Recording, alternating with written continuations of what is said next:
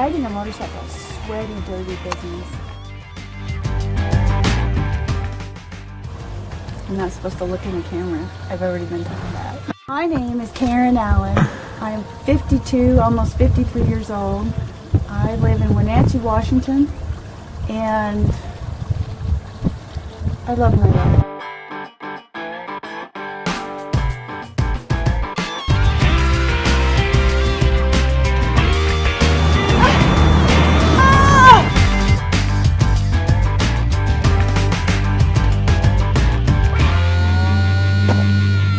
A married mom. I have two beautiful young daughters in their late teens. I was trained as a surgical assistant for an oral surgeon. I worked as a seasonal game butcher, and that was pretty trippy. My surgical skills came in handy there.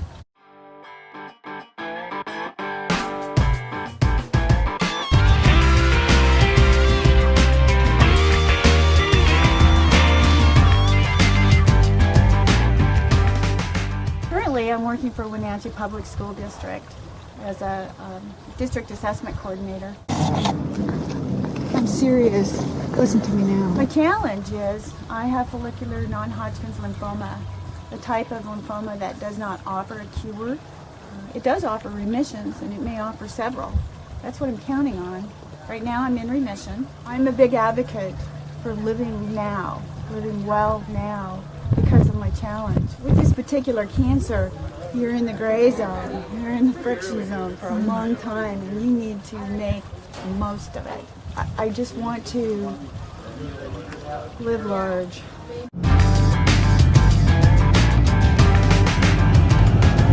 One of the ways I live large is I give. The fastest way to feel better is to give to others, to serve. My version of serving might be making dinner for my family on any particular night, or it might be going on a breast cancer ride to raise money for awareness.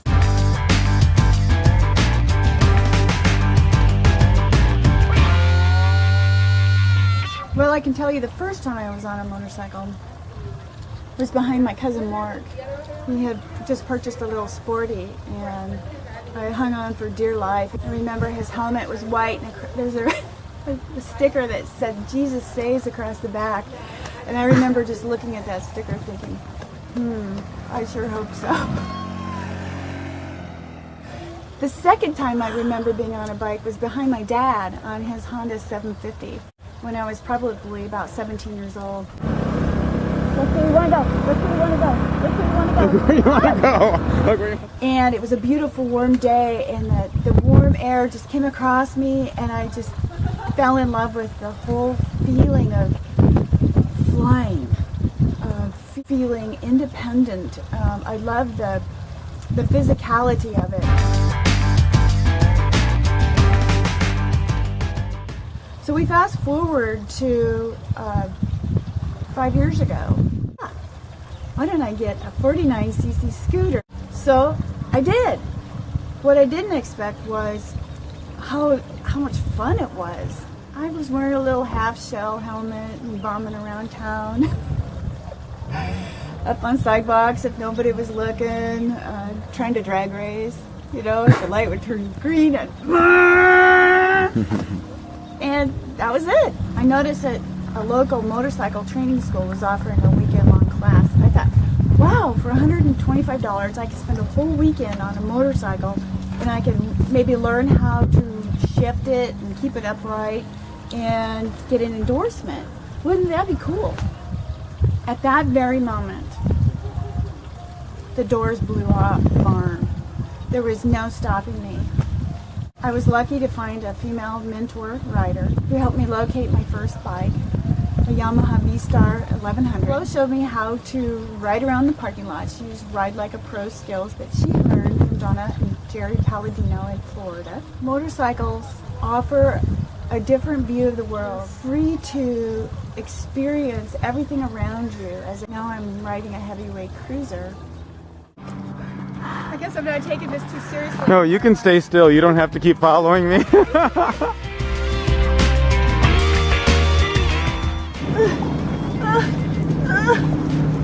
It's so steep. I wonder how steep it looks. cleavage. Whoops. So I rode by myself from Wenatchee to San Francisco. I made a promise to myself that I would connect the dots. I would ride from where I was at to where I was going in segments, and that at every end of the segment I would reassess.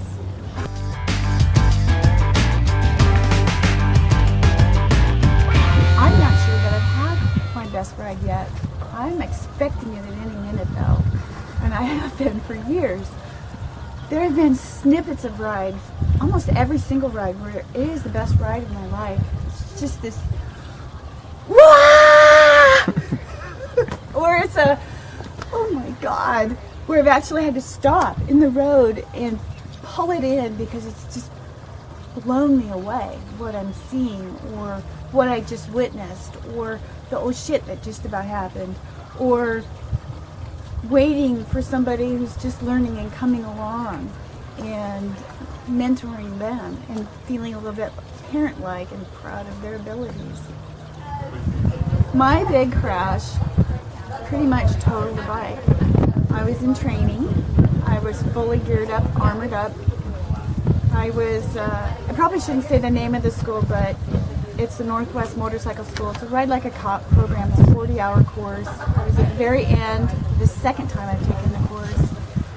And I was attempting to make 2 figure-8 shapes within a 17 by 32 foot box. Mind you, I was very tired at the end of a very long training session.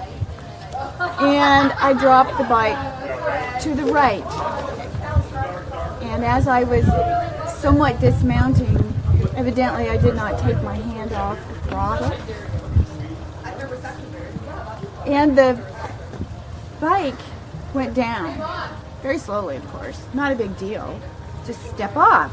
But as I stepped off, I was pivoting on my right foot and I was throttling up with my right hand. And evidently the bike rocked on the guard and the back tire retouched the pavement as I was throttling up and getting back on the bike without my knowledge. And I looked at my hand and thought, that's a lot of pressure and I'm getting pushed up. What? And I unfortunately was in a very contained, small space with no room for run out or rescue if you're not computing that you're about to take off full throttle from a prone position. So I rode the bike up and I shot like a bat out of hell, and I didn't compute far enough that I would need to stop. I didn't have a hand on the handlebar, so I couldn't clutch. I didn't have a foot on the back brake, and I really didn't have my hand on the throttle, except that I had my hand on the throttle wide open. I hit a post going pretty fast in a short distance. I don't know, maybe 25, 30 miles an hour max. I don't know. But down I went. I was able to steer it just enough to avoid the front tire, so I hit the triple tree, the fork broke, the handlebar tack.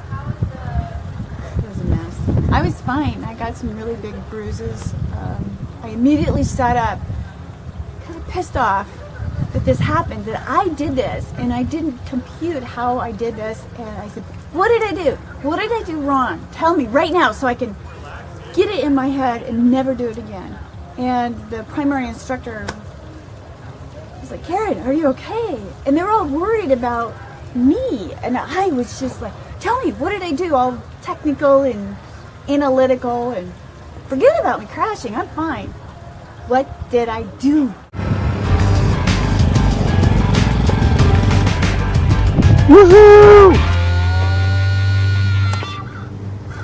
ATGAT, all the way. You receive a cancer diagnosis that does not offer a cure. It puts you into a reactive mode that doesn't seem to have any kind of avenue for hope. The reality is you learn how to harvest hope at every opportunity. You've got a God-given life, and I'm not dead yet. Therefore, I'm going to live.